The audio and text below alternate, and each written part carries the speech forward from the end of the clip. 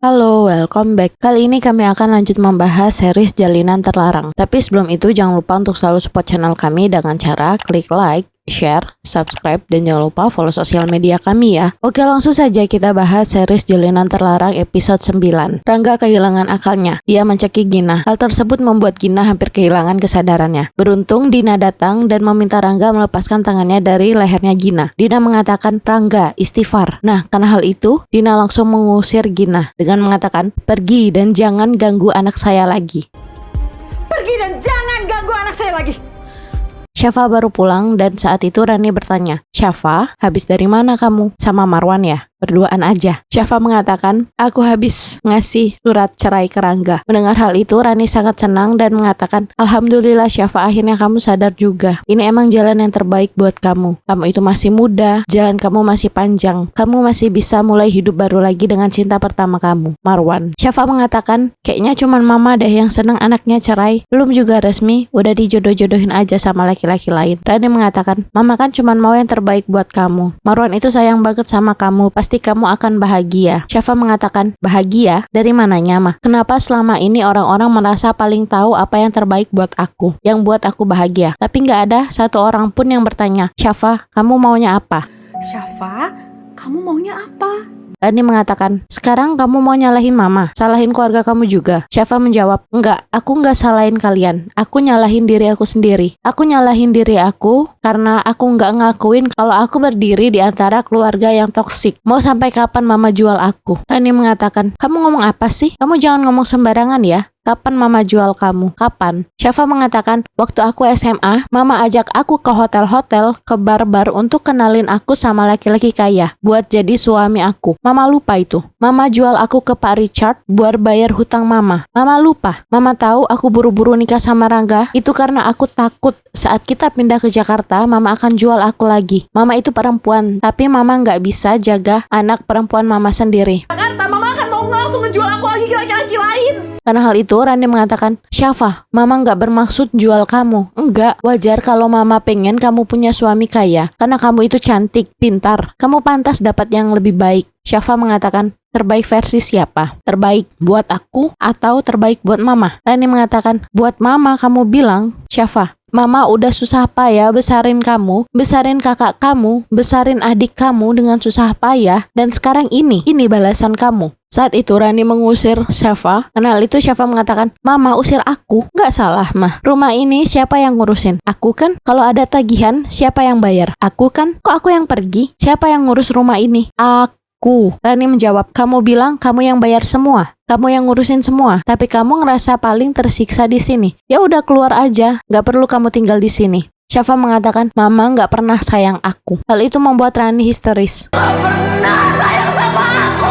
Di sisi lain, Rangga diberi nasihat oleh Dina. Saat itu Dina mengatakan, "Kamu itu hampir melakukan hal bodoh. Rumah tangga udah gagal dan hampir aja kamu terancam masuk penjara karena hampir membunuh anak orang. Urusan kamu biar ibu yang urus." Nah, karena hal itu, Rangga mengatakan, "Ibu mau beresin apa, Bu? Semua ini jelas gara-gara ibu. Semua itu nggak akan terjadi kalau kamu nggak kegoda sama anak kemarin sore itu. Memalukan." Rangga mengatakan, "Iya Bu, aku tahu aku salah. Tapi ibu selalu buat aku kejebak di antara ibu dan istri aku." Dina mengatakan, "Rangga, ibu itu cuma ngejagain kamu dari keluarganya Syafa. Keluarga Syafa itu benalu buat kamu. Bisa apa kamu tanpa ibu?" Rangga mengatakan, "Tapi aku udah dewasa Bu. Aku bisa nyelesain masalah aku sendiri." Dina mengatakan, "Rangga, ngurus soal Gina aja kamu nggak bisa." Rangga menjawab, "Ya karena ibu melihat aku seperti anak kecil." Ya karena ibu selalu men-treat aku seperti anak kecil, Bu.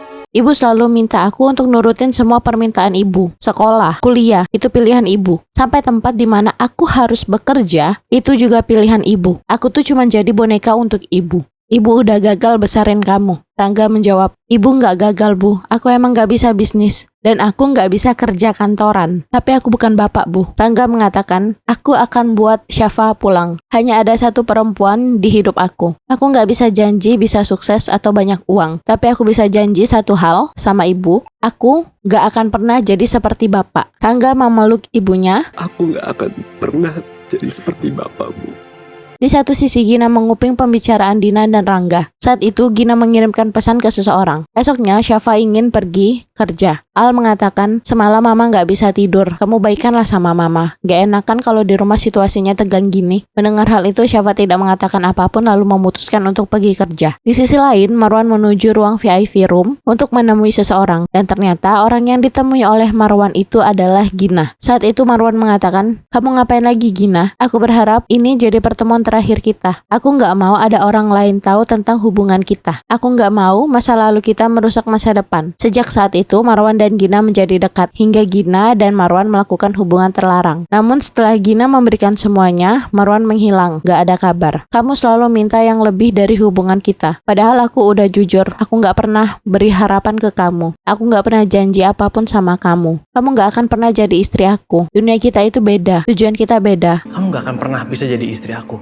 Dunia kita berbeda. Aku tahu, aku happy sama kamu. Aku gak bisa bohong itu. Tiba-tiba Gina mengatakan, tapi aku hamil mas. Kamu tahu, aku nyariin kamu kayak orang gila. Aku gak tahu kamu kerja di mana, tinggal di mana. Aku gak tahu teman-teman kamu siapa. Bahkan selama ini aku gak tahu kalau nama asli kamu itu Marwan. Selama ini aku tahu Ardi Romeo. Marwan mengatakan, aku selalu bilang sama kamu buat minum dulu pilnya. Tapi kamu gak minum kan? Kamu tahu itu bahaya. Kamu sengaja ngelakuin itu biar kamu hamil dan aku nikahin kamu. Aku emang bukan laki-laki baik, Gin. Main perempuan sana-sini. Semua kita lakuin atas keinginan sama-sama. Kita nggak punya kepentingan apapun. Bahkan sama kamu. Gina mengatakan, terus kamu mau nikah sama Kak Syafa? Marwan membenarkan hal tersebut dan mengatakan, jujur, kamu itu cewek terakhir yang aku ajak main-main. Dan kamu nggak bisa jadi istri buat aku. Cuma Syafa, istri yang ideal buat aku. Istri yang ideal buat aku. Marwan mengatakan, jika Gina harus berhati-hati dengan Al. Gina mengatakan, Al itu berguna buat dia. Ternyata, waktu tes DNA, Gina, Marwan, dan Al telah bekerja sama untuk memanipulasi hasil tes DNA anak yang dikandung oleh Gina. Tak lama Gina mengatakan jika Rangga bilang ke Budina, Rangga tidak akan menceraikan Syafa. Terus kita gimana? Marwan mengatakan, Syafa akan ceraikan Rangga. Sekarang kamu tenang ya, kamu tetap deketin Rangga ya. Gina mengiyakan perkataan Marwan. Oh ya, satu lagi. Gina, jangan pernah hubungin aku dan jangan pernah ngajak aku ketemuan lagi. Sebagai perpisahan, Marwan mengecup keningnya Gina.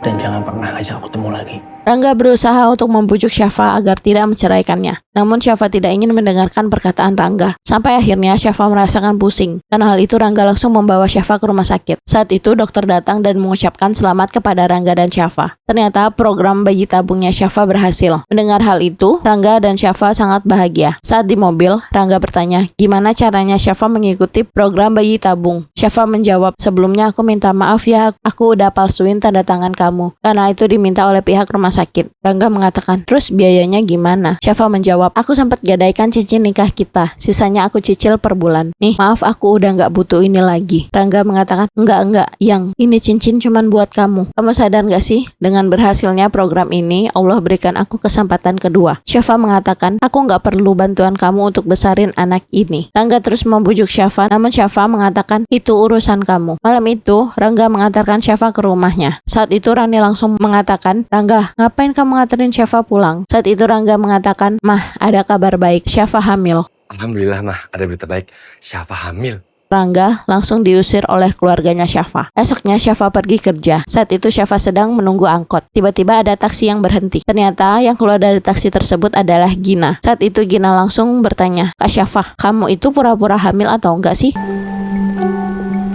Itu hamil beneran atau pura-pura hamil? Kakak nggak mau kalah kan sama aku? Jujur aja. Syafa mengatakan, kamu marah sama kakak. Ini nggak kebalik ya? Gina mengatakan, ini buat nahan Mas Rangga kan? Marah sama kakak. Ini nggak kebalik ya?